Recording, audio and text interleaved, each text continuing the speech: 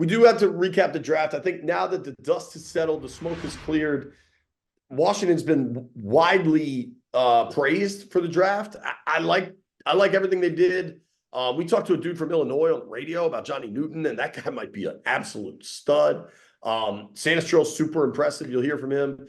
To me, it's all about Jaden, and like if Jaden hits, everything's going to be. If Jaden hits and nobody else plays well, it doesn't matter. Like, let's go, Jaden. It's funny. I kind of put Jaden in his own bucket because what he does, whether good or bad, is going to define this draft class. But there are 8 other dudes here who are going to have to define themselves. And so, kind of after Jaden, I want to see kind of what this group does. I do think that they found themselves 3, maybe 4 day one starters in the draft, which is already a much more usable draft than we've seen the past couple of years out of Commanderland. So, I mean, outside of, the guys we talked about, Johnny Newton and Mike Sainristil, you got to be excited about, Luke McCaffrey in the slot over there and, what Ben Sennett's going to bring, at the tight end position. But any draft that brings you 3-4 starters is already an impactful draft. So what's kind of remarkable is I think we both expect Daniels to start. I think Sanistrell is in that slot corner role right away, which starting in football is kind of different because it depends on sub packages. But like if you're the slot corner, you're playing 65-70% of the snaps. Yeah. And then I think Sennett's kind of similar in that like it'll depend on the personnel package, but they'll run plenty of 12 where he would be out there. But if they open in 11, like it'd probably be Ertz. But whatever, we're getting a little too deep.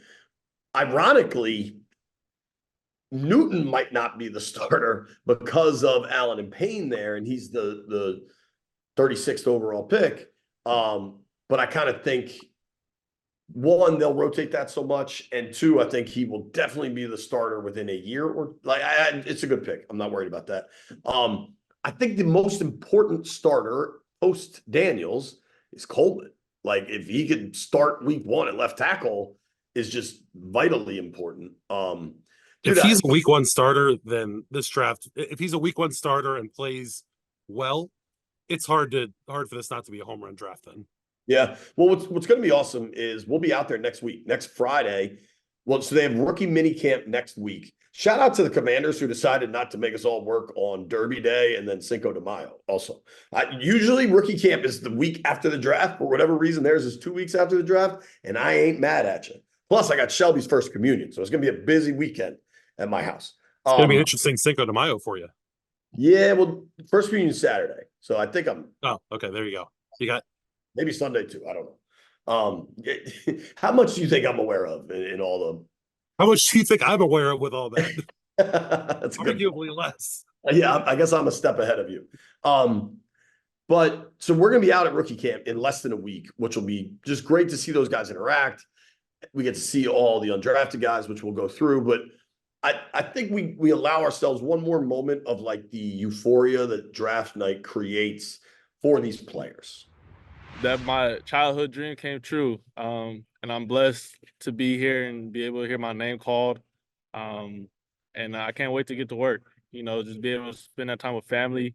2 of my closest friends and my league neighbors and Brian Thomas, and share this special moment with them too. Yeah, for sure. I was hella happy.